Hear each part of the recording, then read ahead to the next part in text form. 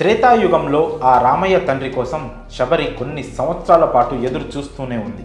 ఆమెకు ముసలితనం వచ్చి పళ్ళు ఊడిపోయి కంటి చూపు తగ్గినా కూడా రామయ్య ఆమె కోసం వస్తాడు అనే నమ్మకం ఏమాత్రం తగ్గలేదు. ఆ శ్రీరామచంద్రుని మీద శబరికి ఉన్న అపారమైన విశ్వాసం రాముడిని శబరి వద్దకు చేర్చింది. ఆ రామయ్య తన వద్దకు ఖచ్చితంగా వస్తాడనే ఆమె నమ్మకమే వారిని కలిపింది. అయితే ఈ కలియుగంలో కూడా మరో శబరి ఉంది.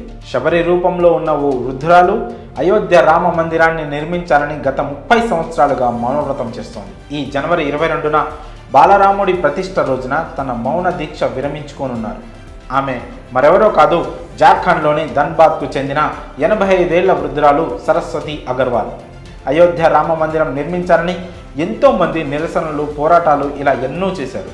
ఈ క్రమంలోనే 30 సంవత్సరాల క్రితం సరస్వతి అనే ఈ వృద్ధురాలు రామయ్య మందిరం కోసం మౌన దీక్షను చేపట్టారు. అయోధ్యలో రామ మందిరాన్ని నిర్మించి ఆ రామయ్యను ప్రతిష్ఠించే వరకు ఎవరితోనూ మాట్లాడనని ఆమె శపథం చేశారు. నిత్యం శ్రీరాముని స్మరణ చేస్తూ రామయ్యను భక్తి పారవశ్యంతో కొలుస్తూ ఉండేవారు.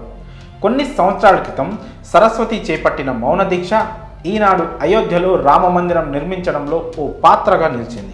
ఆలయ నిర్మాణ పనులు శరవేగంగా జరుగుతుండడంతో సరస్వతి ఆనందానికి అవధులు లేవు. కాగా ఇన్ని సంవత్సరాలు ఆమె మౌనాన్ని అయోధ్యలో రామయ్య ప్రతిష్టాపన రోజునే రామ్ సీతారాం అంటూ దీక్షను విరమించుకున్నారు. ఇక ఆమె తదుపరి జీవితాన్ని కూడా అయోధ్యలోనే రామయ్య సేవ చేసుకుంటూ గడపాలని నిశ్చయించుకున్నారట. ఆ రామయ్య తండ్రి కరుణా కటాక్షం తనపై ఉందంటూ సంతోషంతో ఉప్పొంగిపోతున్నారు సరస్వతి. తన జీవితం ధన్యమైందని, ప్రాణప్రతిష్ఠలో పాల్గొనేందుకు బాలరాముడు తనను ఆహ్వానించాడని ఆమె సంతోషం వ్యక్తం చేశారు. తన ఇన్నాళ్ల తపస్సు సఫలమైందని, తన కల నెరవేరిందని అన్నారు. 30 ఏళ్ల తర్వాత తన మౌనం వీడనుంది.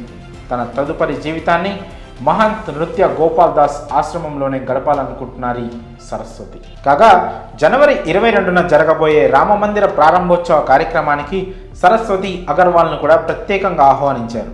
ఇప్పటికే ఆమె కుటుంబ సభ్యులు ఆమెను అయోధ్యకు తీసుకుని వెళ్ళారు. అయితే ఆమె మొదటిసారి 1992లో అయోధ్యకు వెళ్ళారు. అక్కడ రామ జన్మభూమి ట్రస్ట్ అధినేతను కలిశారు.